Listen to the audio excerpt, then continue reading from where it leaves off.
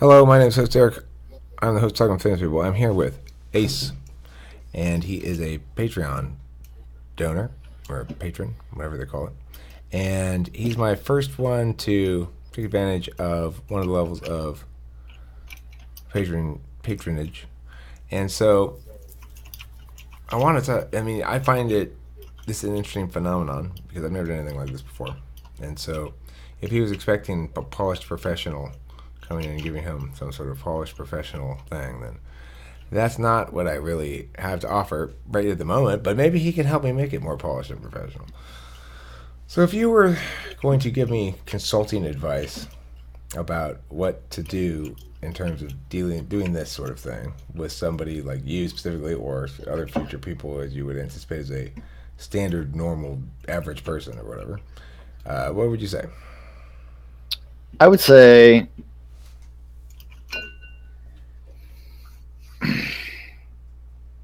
what I came here specifically, I could probably guess what I came specifically, like what I paid for more or less was I think I have a good idea of what I am. I'm fairly certain, but I'm also new to this, to MBTI in general, to the whole field. And I wanted more or less a confirmation of people that know the types, they've seen the types in action far more than me, and they can confirm it for me and basically evaluate me as me acting normal and give me a better understanding of how the function stacks work, what is FI, what's in E, what comes off as this type or this type or this type, to give me a better general understanding of the way that what function is active when I'm doing X or when I'm doing Y, and how to improve the ones that I need to improve, and how to uh, more or less not worry about the ones Okay. when I first discovered ENTP, me in particular, it actually helped me a lot come to terms with just who I am. I'm sure you can relate, obviously, the habit of just jumping trains of thought one after the other, like something just popped into my head, and then it sparks two or three other things, and I'm just jumping from thing to thing, and people are like, "You're out of your mind. I can't follow you. How are you doing this? Can you slow down?" And for a long time, I was like, I really need to work on this. I really need to change this. I need to make that not happen. And then I discovered MBTI and ENTP, and I realized that that's not a flaw. That's not wrong. Right. So you got to enjoy the delightful experience of others saying directly or indirectly that there's something wrong with you. My entire life has been, there's something wrong with you. Yeah, I got a lot of that too. Um, okay, so then an analysis, I think, is going to entail articulate. God damn, somebody's calling me. I got to see what this is. Yo, Hey, I was testing this through the web. yeah, it works. I gotta go to the bank. Then I'll be back there in a little while. All right, bye. Alright, hey, what time are you coming back? Abraham, I've got to go. I got to finish this conversation real quick. I got to go to the bank, and then I got. What? Hello? Okay. Wait, what did you say? Oh, nothing. I'm just saying, what time are you? I will get there as soon as I can. I'll be there before 7, obviously. Wait, what time is it? A 2 hours? No, is it a 2 hour today? Alright, cool. All right. All right, bye. Alright, bye. Yeah. Did you find that particularly annoying too? A little, but not in like a, I guess, really annoying way. More like not against you or anything, but more like the the the common struggle of the I know, I didn't forget, I know. Yeah. I just prioritize a little differently than you probably did. Right. So, others try to manage you. Me too. What's up? I said others try to actively manage. Yeah, it's by reminding and hinting Okay, so you were in the military though. Obviously, Mhm. you only get away with so much bullshit in the military. Yeah, it didn't work out that well all the time. Did you? Found my superiors like, this is the dumbest fucking thing I've ever heard of, and let me tell you why. That doesn't really work out well. So, did you learn to subsume your will to authority eventually, or what? Not really. Did you have ongoing conflict? Yeah.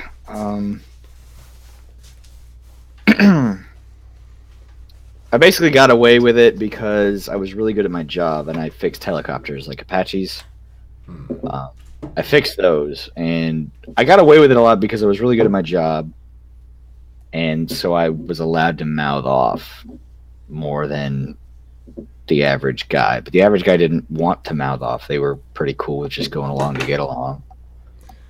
I gotta go get my cigarettes from the car where I apparently left them, since I do not seem to have any with me right now. That's fine.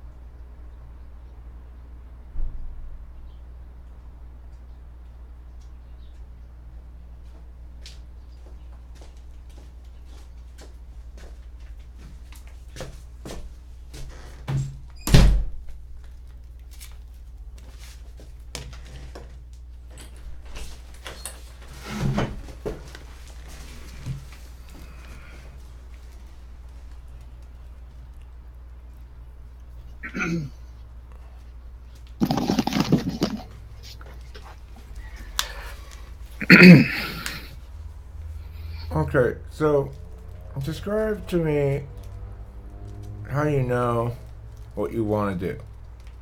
I have no idea what I want to do. I have ideas. I've always been interested. I've always loved to act. I've always liked to act, but are you talking about life goals, like life ambitions? I mean, okay, well, let's start there. On a grand scheme, how clear is your vision for what you'd like your life to do? It's pretty murky. I'm not exactly sure. There's a lot of things I want to accomplish, but I don't really have like a single driving force of like this is what I was meant to do or this is Do you like the do only. you make media of some sort?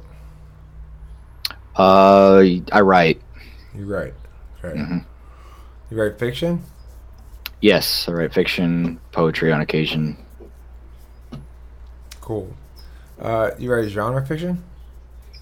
Right now I'm laying the framework for a novel called Skyworld, which is science fiction, steampunky fantasy sort of. Right. Yeah,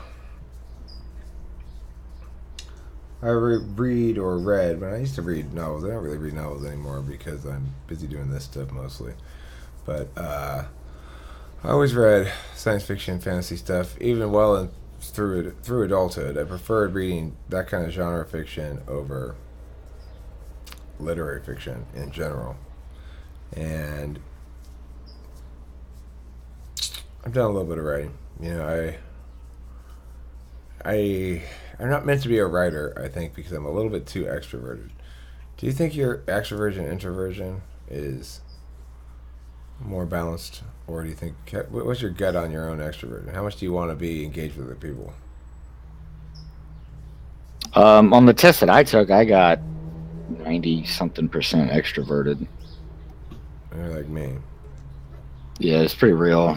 Which I would say probably, if I had to give my personal take, I'd probably say it's more in the 80s. It's not quite that bad because sometimes I'm like a really. But then again, being in this group has kind of thrown me off because being in this group, I could hang out in the chat room all fucking day. But it's the right kind of people. Like I can't take hanging around people that are like wanting to talk about just Banal shit. yes, like, yeah, I'll talk about like the new movie Logan, like the new Wolverine movie, but only to a point. I don't want to keep talking about it or stuff on that level. Like at some point, I want to go deeper, and then people are like, I don't want to. They're like, why are you getting all deep on me? And it's like, it's just frustrating to have to internalize a lot of the things that I want to say all the time.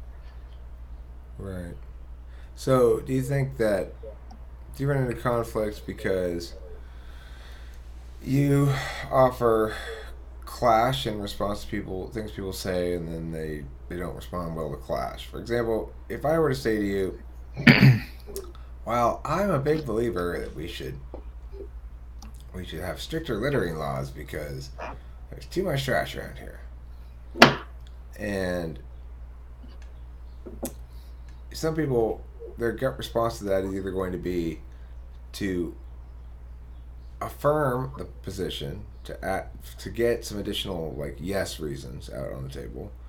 It's going to be to sort of ignore it, not respond to it on point. You could either respond off point, like, it is good to have clean streets. That's true, and not really respond to it. Or you could negate it directly and be like, well, there's a lot of reasons why that's a dumb argument. Some people, depending on their quadra, believe that the purpose of having these conversations at all is for each person to add their potential thing to the pile. Say, here's my potential idea. And everyone goes, oh, that's nice. And then they take it if they like it, and then leave it if they don't. And the next person says, and here's my potential idea. Oh, that's nice. And none of the ideas actually interact with each other. And there's no clash, and there's no parsing out of things. There's no figuring out what's right and wrong. It's just each person does that independently, rather than out in public space. So, what's your positioning on that? How does it play out for you?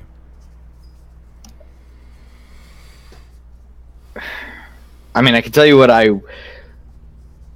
would like and what I have been more or less forced to do.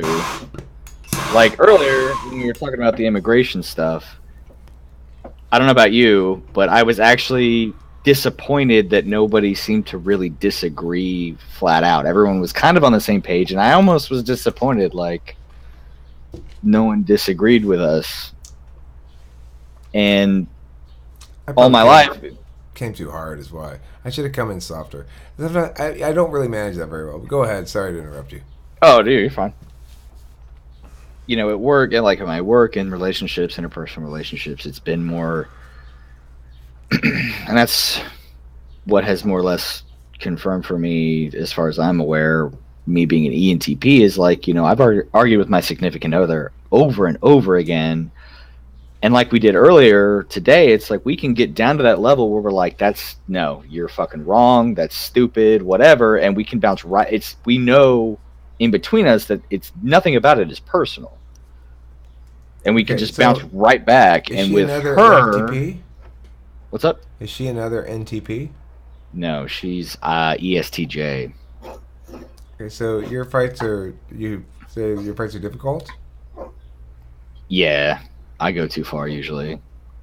Not in my opinion, but she takes everything really personally. Like, she takes it way more personally, and I'm like, I didn't mean it. Like, I think she's stupid a lot. Well, okay, that's interesting.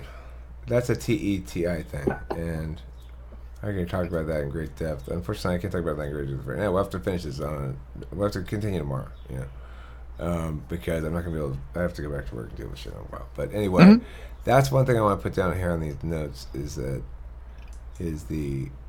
relationship thing, because when that relationships are always an area where it's actually possible, unlike most things in life, it's actually possible with relationships to get and hear and execute advice that makes a difference.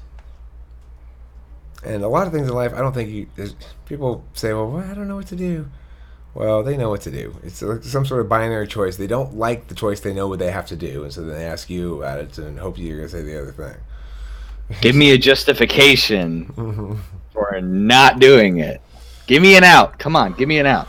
Right. Well, host Eric said it was fine if I don't do it, so. Yeah, right. So obviously, I don't need to do it. I mean, he's host Eric. Yeah. Who the fuck is this guy you're talking about? Host Eric. Hello. Come on. Talking with famous people, bro. Come on. Give it the program. So your significant other, she's an ESTJ. That's at TEFI is her 1-4, and they FI is introverted feeling. feeling, right? That's ours, right? No, okay. ENTP goes extrovert intuition, TI, introverted then thinking. introverted thinking, and then FE. FE extroverted feeling, and then SI introverted sensing. ESTJ Right, okay, goes TE, and then they go SI, then they go NE, then they go FI. So the things that two parts that we have in common are the perceiving function, but ESTJ is the judger first. The problem is with relationships. Let me put this on the notes to expand on further. Is that when you have judging type with perceiving type, it can be a process. It can be a process versus outcomes conflict. So the ENTP is likely to say, "Look, the process, things are going well in general, or things are moving in the right direction. We're improving in this area, so that's adequate. Whatever else is going on, as long as we're moving in the right direction and getting better at shit, then it's fine." Mm-hmm. And the ESTJ is likely to be very frustrated by. ESTJs like to say, "Okay, honey, come here. Now we're gonna do this task, and it's important that I need you to do it right, and we're gonna." Oh God. And we're gonna go step by step, and I'll show you how to do it. Don't worry about it. I'm gonna show you every step of the way. And the ENTP doesn't like that because, of course, first of all, to the extent that we're thinking with a deliberative kind of thinking. NETI is deliberation. TE and FI are non-deliberative. They're not about we need longer to make the decision. They're about how do I get what I want even though it's unreasonable. Mm. So FI, the Fs in general are cake and eat it too things. So the ESTJ should be pretty reasonable in that regard. They shouldn't be too cake and eat it too-y. They should be willing to be able to parse out and say, well, I'll get this and you get that. But they'll be stubborn about it. They'll be like, well, that's the deal. So, it can be frustrating to the ENTP because, well, there are so many possible things here we haven't even begun to discuss this thing. And the ESTJs concluded that it boils down to this and this and this is the deal. So that can be frustrating. But I'll talk more about the communication difficulties and stuff later about that. That's interesting. So how do you feel you guys communicate currently? We actually communicate a lot better now that I discovered MBTI and kind of made her go along with it. Because having read up on my type and how I come across to a lot of people, especially to a sensing type like she is, I've stopped quite a few times and been like, okay, she'll respond to me and I'll be like, okay, no, I know exactly how you took that. Now that I think about it in a different way, I'll be like, no, I know how you took that. Let me rephrase that. Especially because of, like you said, her being very, sensing, being very in the moment. So it's like, I'll have a couple dishes in the sink and she'll come over and she'll be like, why didn't you do these dishes? And I'll be like, it's 2 dishes. I was busy doing other shit. And she'll be like, well, why couldn't you just do it? And I'm like, I could have just done it, but I didn't fucking want to because I was doing other stuff. Why is it such a big deal? And she's like, man, it's been interesting. I know I strayed from the point, but I think we communicate much better than we used to. We used to not even acknowledge almost that we spoke different languages. Mm-hmm. And now we do. We're like, okay, this is just how you think. This is just how I think. And we have to meet somewhere in the middle. Right. Well, it has to do with the fact that ENTPs have subjective judgment with objective framing. So that it doesn't really matter what we actually do. What matters is that we agree on what it means. So that's going to be obviously a conflict with somebody who's got objective judgment with subjective framing. In other words, the ESTJ is going to be like, it matters that we got it done. What it means we can figure out later. And the ENTP is going to be like, well, we know what it means. Actually doing it, we can figure out later. So Yeah. when we tend to be like, we've come to an agreement about something, so that's resolved the problems because we're in agreement metaphysically about it. The actual execution of the thing we just agreed upon seems irrelevant to us because we've resolved the gap in the only area that matters, which is abstractly. Yeah, that makes a lot of sense. Putting it that way, yeah, for sure. And then she probably was like, but you didn't fix the thing yet. It's still broken. Yeah, but we talked about it. Yeah. She'd be like, okay, well, you need to fix.